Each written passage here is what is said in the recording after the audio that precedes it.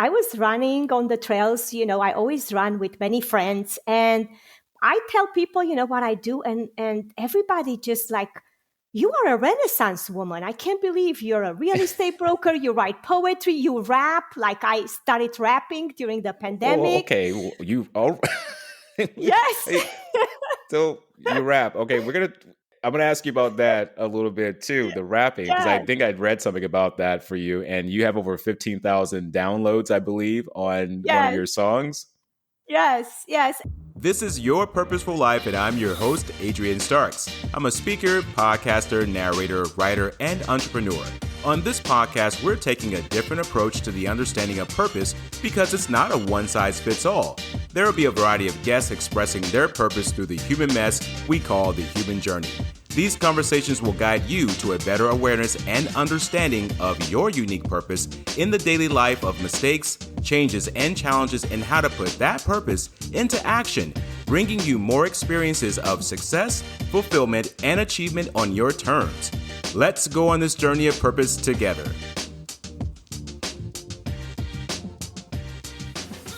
Welcome back, everyone, to Your Purposeful Life, and I'm your host, Adrian Starks, and it is here where we are changing the conversation around purpose, and we want to help you shape your purpose your way. Today, I would like to welcome our special guest on, Carmen Micsa, to the podcast and community. Carmen, how are you doing today, my friend? Oh, I am doing fantastic, Adrian, and I am so excited, grateful, and honored to be on your show.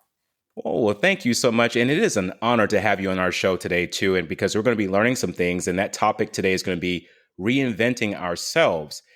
This is so needed in a time now where everything seems to be very uncertain, especially with our personal lives, our careers, everything surrounding us. So you're going to talk about that a little bit. And you're also going to talk about how that propels us into our own greatness in our personal and business lives. And I'm excited to go over that with you and to learn more about who you are as a person and to show the world why you are indeed called the Renaissance woman. And before we get into all that, I want to make sure that our audience today knows where to go to find this podcast. So we're going to get some of this out of the way. Go ahead and download this podcast onto any podcast platform of your choice by going to our website, yourpurposeful.life. Yeah, I said yourpurposeful.life, and it's there where you can listen to all the episodes, download them onto your platforms of choice, and also you can join our community to be updated on things that are coming up, special guests, also takeaways from the podcast interviews, and new things that are shaping around the Purposeful Life community. Be sure to also go to our YouTube page and hit that subscription bell with a purpose, like you mean it, because we'll be having weekly episodes coming out. Now that we are done with that, we're going to get back to our special guest of the hour today, Carmen Micsa. And I'm going to talk a little bit about Carmen and explain who she is. Carmen Micsa is a creative nonfiction writer and poet who has earned both her BA and MA degrees in English from Sacramento State University. She's also the broker and CEO of her own company, Dynamic Real Estate. Ooh. Micsa has published memoirs, created nonfiction. She has a tennis book called Change Your Grip on Life Through Tennis, and I cannot wait to talk to you about this one, okay? And her two poetry books, The PR, The Poetics of Running, a book of poetry in motion. Ooh. And she is now working currently on her memoir about her life growing up in communism.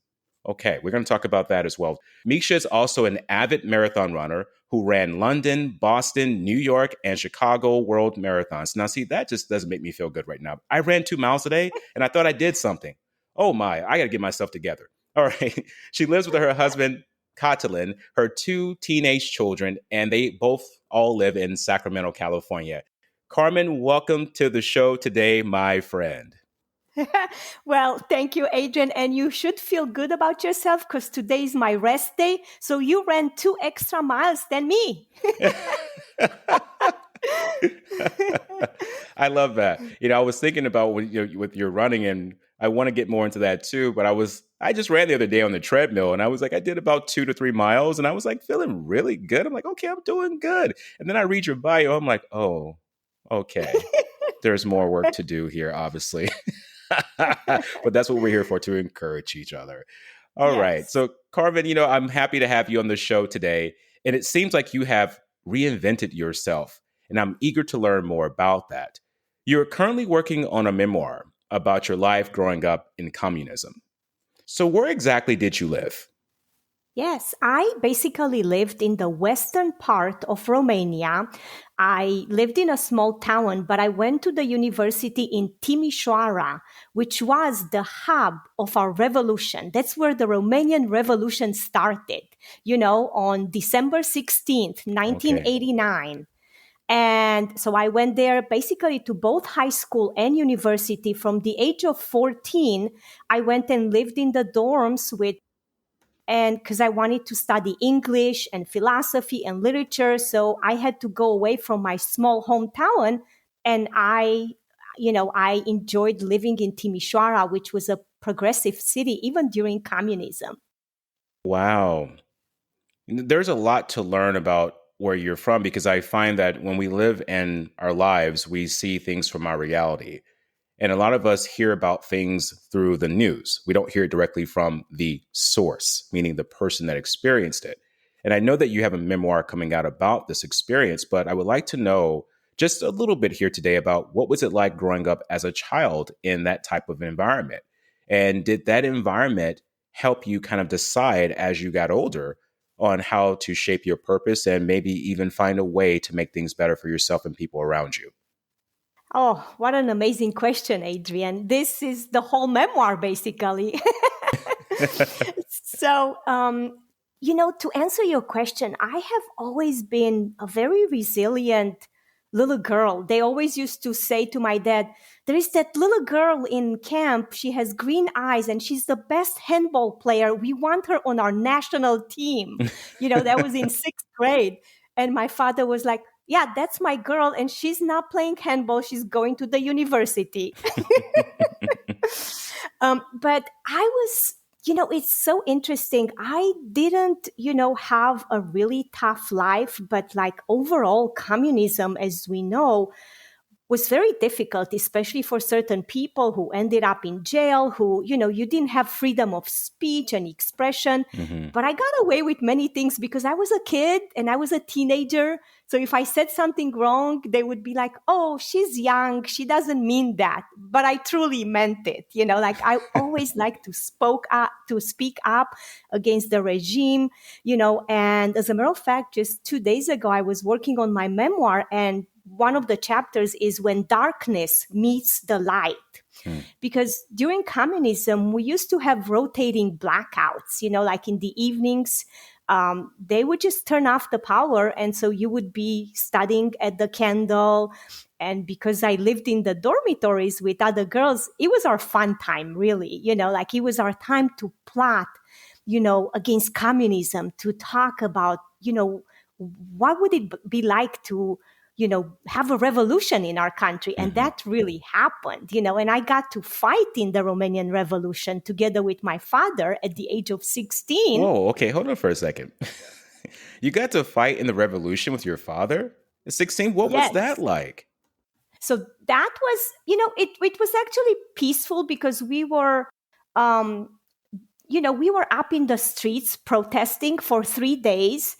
And because my hometown was so, it was like 60,000 people about, um, they did not shoot at people. But in the big cities, Bucharest, the capital, and Timișoara, people got killed for being out in the street and protesting and, you know, and just saying down with communism, down with Ceausescu, and my father and I got to be out in the streets for 3 full days. And it was just like an amazing experience. What an experience that is. Yeah, to be a part of such a life-changing event and historical event, to be clear on that, at the age of 16. So I can only imagine experiencing that, what it was like for you going forward, seeing that when we put our purpose toward things and we rally and we put our energy on something, how it can manifest into something different for ourselves and in our lives. And I love the fact that you were a part of this movement, which means that you're a badass. I'm going to go ahead and say that right now. You really are. I mean, people think about, oh, well, she's a writer, she's a poet, she does these things. No, she is tough. I mean, to be a part of something like that and to come out of it with this perspective on life and how you are as an individual, that meant that you went through one of the greatest challenges of all time. And I respect that, Carmen, I really do. So I want to change pace here a little bit and get into this reinvented person. Speaking of that, and how you came out of that. I hear that you're called the Renaissance woman by many. Why is Yes. that? I don't know. It really shocked me. Like I was running on the trails, I always run with many friends and I tell people, what I do and everybody just like, you are a Renaissance woman. I can't believe you're a real estate broker. You write poetry, you rap. Like I started rapping during the Well, pandemic. okay, you all. Yes. So you rap. Okay, I'm gonna ask you about that a little bit too, the rapping, because I Yes. think I'd read something about that for you, and you have over 15,000 downloads, I believe, on one of Yes. your songs. Yes, yes. And so they kept telling me this. And, sometimes when we do things, we don't think that what we do is extraordinary because we go through motions. And like I always have very high expectations from myself and I constantly push towards that greatness. And most of the times I take things for granted, I guess, that I do these things, right? And people Right. kept calling me Renaissance woman, and I'm like, oh, that's kind of cool. I like that. I love that because it reminds me too of the whole Renaissance period in Italy, the rebirth of artistry. I went back there I went there in 2018 and I experienced some of the greatest Renaissance artists of all time, including Michelangelo Wow. and Leonardo da Vinci. And I didn't know Yes. that time they actually had a feud. They didn't like each other very much. You would think that people walking around painting and Hmm. doing sculpting would be like the happiest of people. They could not stand each other. I think it was actually a moment where Michelangelo or was it Leonardo, one of them, they punched the other in the face. And Oh one ended up no. with a very crooked nose and behind it. So it was like, stay out of my turf. All right. It was funny to hear that. But this renaissance that you're talking about is so important for this conversation because when we think about life in general and what we're bringing to the planet, it requires a movement of some sort. And you have to be well rounded, which is what you talk about too for entrepreneurs and business leaders to be well rounded individuals. And we're going to talk about how you help them do that through a few steps. But I want to first jump to the side a bit here and to take a swing at something. I want to talk about your book, Yes. Change Your Grip on the Life Through Tennis. Part of Yes. the other aspect of yourself is you're a writer too. And I want to talk about this book and how it came about. Are you a tennis player, by the way? Oh, absolutely. I played more than 250 tournaments. I used to Wow. be number two in Northern California in the 4-0 division. Whoa. And Okay. that's something my husband and I do together because he's not running with me. He's like, okay, go run with your girlfriends. I'm cool. I like that. I'm a tennis player too. I didn't get as high as a competitive level as you did, but I grew up playing tennis on the courts. My dad was a competitive player. And so, he was traveling a little bit. And of course, when I was born, he had to make a decision. And that was to, stay home, be a father, do some other things that he was passionate about so he could be closer to my mother and myself. But he did teach me the game of tennis. And I remember growing up with a wooden racket. And he told me, he Yes. says, if you can learn to hit with this thing, you can hit with any racket that's out there. And I couldn't stand that racket at first. I just did not like it. But when I mastered it, I realized that it was very easy to really focus on hitting the ball. Now, speaking of hitting the ball here, we're going to take another swing here. What kind of grip did you use when you were playing tennis, or what kind of grip do you use? I actually use the continental grip Okay. because I'm your unconventional tennis player. I'm a Mhm. crafty tennis player because I do a lot of slices and I do a lot of drop shots and I mix and match the pace. Like I know people like pace, so then I break their pace. I like that. I like that. That's a clever way of playing because I grew up, I was taught the Eastern grip. So for our listeners today, there's a few grips. It may have changed over time, but when I was growing up, there's a continental, there's the Eastern, and there's the Western grip.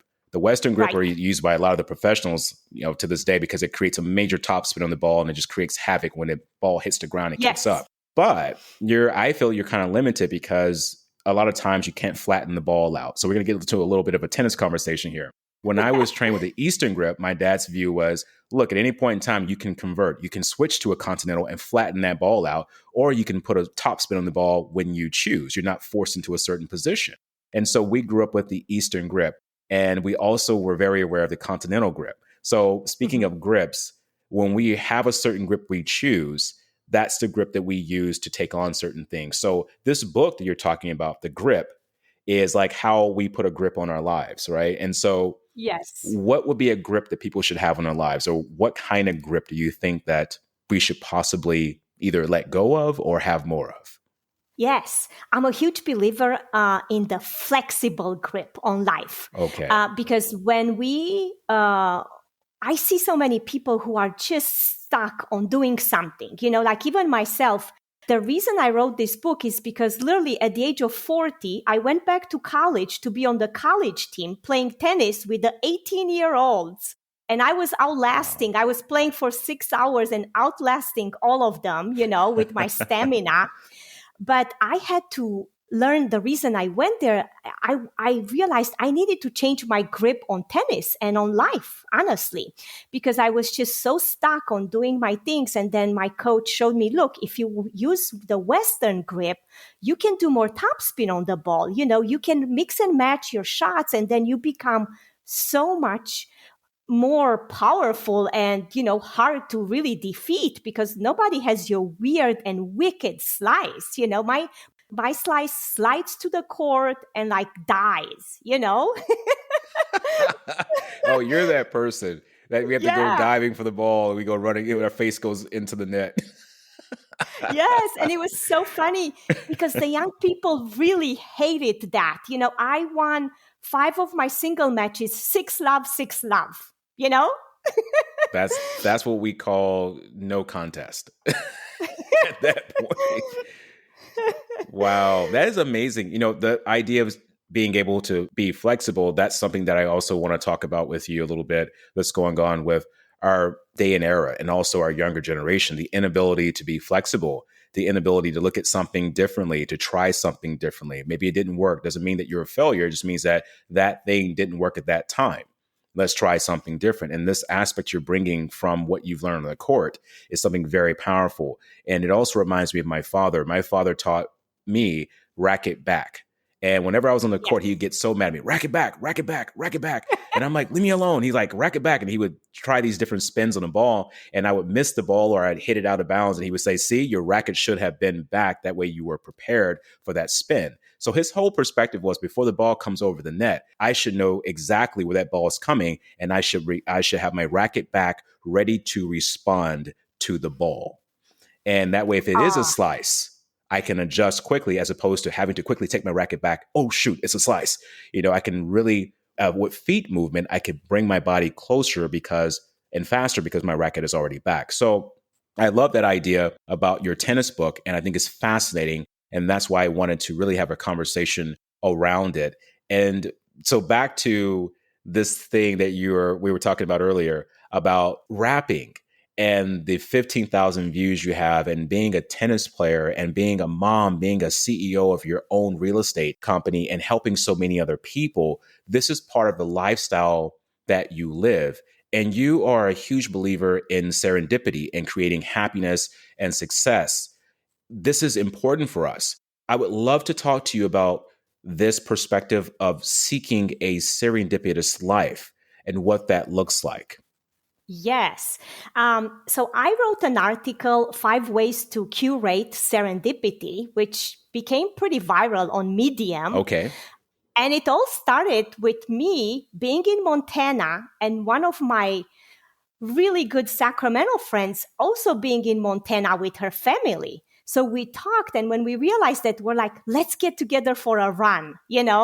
And we were running by the river. It was just so peaceful. And it's this serendipitous moment and morning that we were relishing and reveling in, running by the river, smiling, laughing, talking about literature, cracking up jokes that immediately once I got back to to our condo and we were getting ready for the day, I told my husband, I have the best idea. I'm going to write an article about serendipity, because that was such a huge moment. And I have been a huge believer in this my whole life. As a matter of fact, my friends joke with me that I'm like a shaman, like I can predict things. Because back in communism, I didn't have phone, and of course we had the regular phone, but we didn't have phones till I was about 12 years old. So sometimes my friends and I, we were able to communicate like telepathically. Like we were like, it's funny. I just really thought that you wanted to do this. And then our plans were matching. And it was like unbelievable. And I kind of honed that through the years, like I even match outfits with my friends. Like, let's say we say, Adrian, let's run together. I'm trying to Okay. predict what color you're wearing. And I have been so successful at matching color with my friends. And it's just like really funny, because I'm like, oh, what kind of outfit will Adrian wear today? I think he's going to go for a blue shirt. I'm going to wear blue. I and, love that and it's, serendipitous part of life that you're talking about because it's so important for us to understand how we sync together with other people and how things can come together through certain events and also just a matter of just time alignment. The fact that you are so in alignment with the people around you and the energy in your life, it shows that what we can create when we put our focus and attention on multiple aspects. I think you're very well rounded, by the way, and that allows you to be open to the things that are going on in your life and to be susceptible to, once again, changing the grip on that, changing your perspectives. And that starts from day one. You experienced the communism and you were there with your father and he taught you, this is what we're going to do. This is what we're going to have to change in order to make some adjustments in life. And I love that. And speaking of all these changes, yeah, I'm going to keep coming back to the fact that you're a Renaissance woman because I love calling you that, by the way. I think it's fascinating. You also are a marathon runner and you've run over 15 marathons. In March, you're going to be running the Tokyo Marathon. And yes. that is going to be exciting. Have you run that marathon before? Or is this your first time? No, it's the first time, Adrian. These world marathons are very difficult to get into, to be accepted to run them.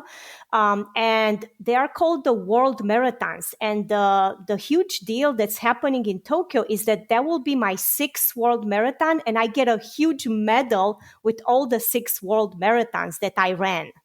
Whoa, a medal for that one. Yes. Yes. Incredible. Yeah, it's like a dream come true for most marathon runners, to be able to complete the world marathons and to say that you are a 6-star finisher. With each marathon, you get a star. And when you complete all 6, if you tell a runner, I'm a 6-star finisher, I completed all the 6 marathons, they know what you're talking about. They certainly do. And these aspects of yourself, I want to get back to the running the marathons, the poetry writing, the rapping, being a real estate agent. I want to be clear here on our audience today that this is also a very important aspect of Carmen's life, of helping others find places that work for them, that make them feel at home. But to take all these things here and combine them into who you are as a person is absolutely fascinating. And you actually reinvented yourself is what you did. And you Yes. decided on being the Renaissance woman that you are. Why is it important for us to consider reinventing ourselves, Carmen? Yes, I would actually like to bring one of my favorite books ever, Tao Te Ching by Lao Tzu. Love that Um, book. Yes, whenever I get invited to do speeches for the Sacramento Association of Realtors, telling other people how to become a broker and an entrepreneur, I always use this book because almost not too many people are familiar, and the wisdom in it is so powerful that we can literally apply it to any aspects of our life. So number one thing that I like to do in this reinventing process, Lao Tzu says that the goodness of giving is in the timing. The goodness of speech is in honesty. I do very, very well in my business. I have been featured in the Forbes magazine. And one of the key things that I'm very successful in what I do is the fact that I'm very, very honest, Adrian. I'm not going to have you buy a house if I feel it's not the right one for you. Mm-hmm. And I'm going to be super honest. And I have a funny story. I was helping a family of doctors buy an expensive property, and the home was looking like a pink flamingo. It was like, it needed a lot of work. It was ugly. And she goes, Carmen, you're so amazing. You find us our home. What do you think of it? And I go, it's ugly. At least you were And honest. I was honest, and we laugh about it because I said, look, it's an amazing investment. I love it from that perspective, but you're going to have to do this and this and this. And sure enough, they were like, Carmen, you were right, but it was worth the investment. And we always talk about the fact that I'm just very, very honest with my clients. I don't sugarcoat things. If I know something, I point it out. If they still choose to do it, that's their choice, right? But I can sleep with my conscience that I am doing the best and most ethical job for my clients, and that honesty is super important in my business.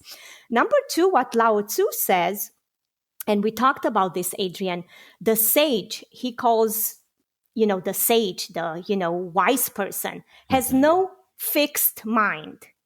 This is huge because when we have that fixed mind, we're like a piece of furniture, right? We're not Exactly. we're not able to make adjustments in our lives, and we're like I really don't like when people say, "Oh, this is how I am. I don't do that thing." I'm like, how would you know whether you enjoy playing tennis or pickleball or writing poetry if you don't even try it? You know? That is it. We have to try it. Right.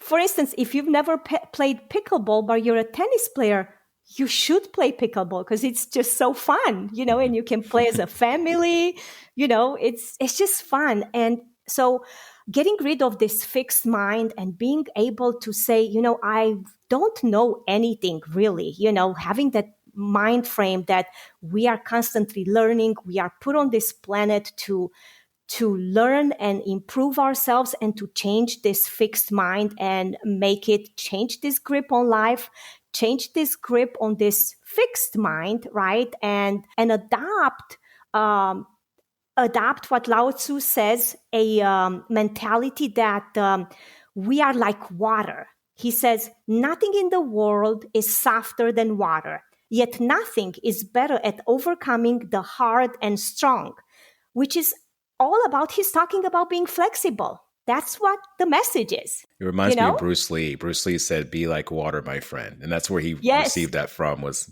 life Yes. is you. Yep. Yeah, absolutely. So we just don't want to be that rigid person, stiff, because we miss out so much on life. We miss out on opportunities of having meaningful connection with people, having these serendipitous moments that, you can just say to yourself, let's say you hate going to a certain meeting.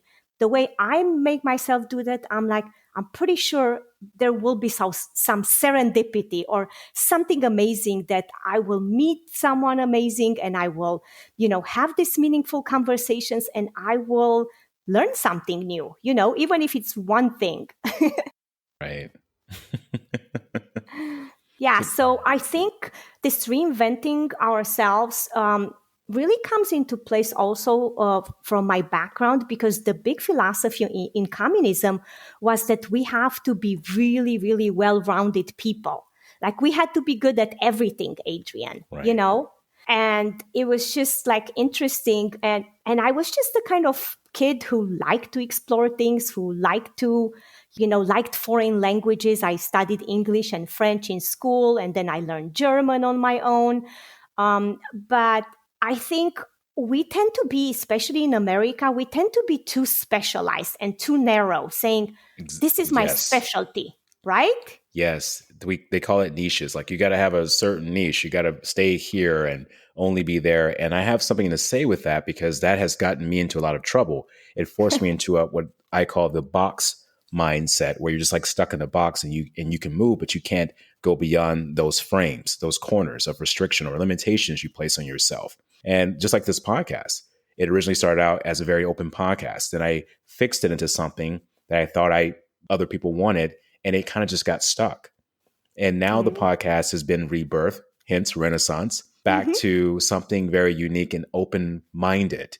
And now this is why you're here today. because of that. Oh, And so, that is so beautiful. yeah, thank you.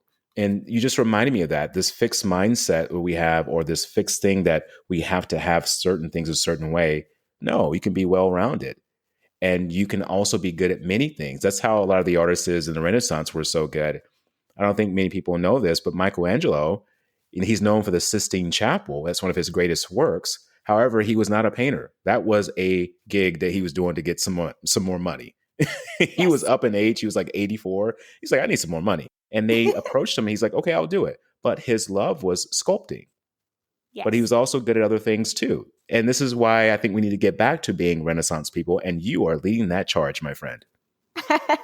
Thank you. And, one of the key issues we have as a business owner and as an entrepreneur, I think one of the highest qualities we can bring is to be a good listener, to really understand what our Yes. clients need. And speaking of being a good listener, I am going to read a short poem for you from my Morsels of Love book. I love poems. Yes, and this poem was a lot of my poems are inspired during my runs. I literally stopped my run and I took a picture of this jackrabbit. His ears were like, showing out, standing out from the grass. That's the picture. You can only see the ears, and the poem is entitled "Listening." Running at sunrise with serenity somersaults my soul and unspools the tangles of my being to match my stride on the soft trails. Running at sunrise with joy brings me closer to nature and all the marvelous creatures that hop around the bristle brush. Running at sunrise with hope, I see the jackrabbit's lean and long ears. And as I dust off my eyes, I realize that I must dust off my ears too. Wow. Beautiful. Beautiful Yeah, piece so on listening. I love that. thank you. Thank you. And it flowed out of me. I got home and I wrote it. I sent it to Medium. They immediately published it. And I just realized after writing this poem, I'm like, Carmen, you work on listening. You work on your listening skills because I have to be honest with you and your listeners. I'm not always the best listener, Adrian. Carmen, I don't think any of us are. We're all learning. Yeah, because sometimes I get excited and I want to say my point of view. And I'm like, okay, I got what you're saying, Adrian. Let me tell you this. Well, it And helps to listen. I think that's part of the moment of silence is listening and interpreting what the person is saying, but not waiting for your chance to tell them what you want them to hear necessarily. I think that's what we're missing a lot from the art of conversation. That's why with this podcast, I call it the art of conversation under the umbrella of interviewing, because it's an yes, interview process, but it's conversation between two people sharing their perspectives on life and purpose and change and growth and challenges and all these other perspectives that come with, I call the human mess, which is part of the human journey. And when we listen, we can understand things better and even challenge ourselves. I think that's the big problem today. A lot of people are so fixed in how they think and how they see things. They don't want to be challenged. They don't want anything to rub up against their opinions or their ideas or their philosophies. yes, that's so well said, Adrian. And I also think that when we listen really well, then we can come up with the most open-ended questions that really opens up the conversation. And I learned also to develop that. And I can make a person who's really, really quiet open up to me like in no time. And I just met them, Adrian. That is important. And I love that strategy that you have. It's the energy because it's a trust. If you're listening to them, they feel noticed, they feel recognized, they feel important. And there's nothing more in this world that every person wants is a feeling of recognition. And that is what's Yes. happening right now with a lot of things going on in media everywhere. It's all recognition. It's like, I want attention. I want this. I want that. I want you to like me. I want you to follow me. There's nothing wrong with having people like you and follow you. But when you base your life on that, when you base your life on your significance behind that, that's a big problem. And I think that when we learn to start listening to not just people, but also ourselves, because when we listen, we learn. And this process of you listening to people in front of you it opens that door for them saying, whoa, I don't have to get angry. I don't have to yell. I don't have to be defensive because this person's actually, they're noticing me. I don't have to raise my hand up and be like, no, no, no, no, no. This is who I am. They are listening to who I am. And it's a big gift to have, Carmen, on this planet, is the power of listening. And we all know this. When you're a good talker, sometimes, like you said, it's hard to listen because we're like, I want to tell you something. And Right. sometimes people just say, I just want you to hear me out. I just Right. want you just to listen to me. There have been so many things that I have done in my past, mistakes I've made in relationships and everything, where I was just trying to help, but I was not listening. Yes. Yes. So it's important to listen. So I like that dynamic that you're adding into that. And what a beautiful poem. So for our audience today, to find out more about your Renaissance work, your real estate that you're doing, helping people find the right homes for themselves, helping business leaders and entrepreneurs balance out their lives in this serendipitous way, and also the Seeds of Sunshine podcast that you do with your daughter, which is Yes. a great podcast, along with your books of poetry and your upcoming memoir. Where can people go to find this wonderful information, Carmen? Yes. So I have two different websites, dynamicsacramentohomes.com. That's for my real estate business, and carmenmixabooks.com, my first and last name, books.com. And then for the podcast, you just Google Seeds of Sunshine.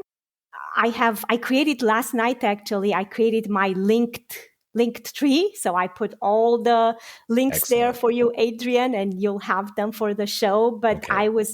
as I worked on it last night, I'm like, oh my gosh, I have a huge link tree here. Linktree is powerful. I love that tool. And what I'll do is I'll make sure I'll put that into the show notes of this podcast so that all of our guests can go there. Our listeners can click on that link and find all the amazing work that you are doing. My last question for you today, Carmen, what is your life's purpose at this point in your life? Yes, Adrian. It is to lead with passion, conviction, and creativity while developing meaningful connections to others and giving back to my community, and to continue being. Many professionals tell me when I answer my phone that I answer lovely and kindly. So I want to continue this journey on this earth to be this lovely and kind person, and to always understand that someone else might have a challenge that day, and maybe that's why they're grumpy, but not to judge them. Ooh, I love that. That they may have a challenge and that's why they're grumpy, but not to judge them because they have their own human mess, their own human journey that they're going through. I love that perspective, Carmen, and that's why you have been on the show today, my friend. Thank you so much for having me, Adrian. I listen to all your episodes. I always am looking forward to them because I learned so much from them. Well, thank you for listening to the episodes, and I love your support, and I appreciate you, and I'm going to make sure that our audience today goes to your links. I'll provide those in the show notes, and they find out more about what you're doing because you're creating a major impact on this planet in a purposeful way, and you have shaped it your kind of way, and I love that, Carmen. I am wishing you much love and success, my friend, going forward. Thank you so much. I wish you the very same, Adrian. Have a lovely and blessed day. You too, my friend. Thank you for listening to Your Purposeful Life today, and I'm your host, Adrian Starks. Download this podcast on any platform of your choice by going to our website, yourpurposeful.life. Join me on my social media channels and be a part of the Your Purposeful Life community. Subscribe to our YouTube channel and hit that like button with a purpose. Let's help you shape your purpose your way.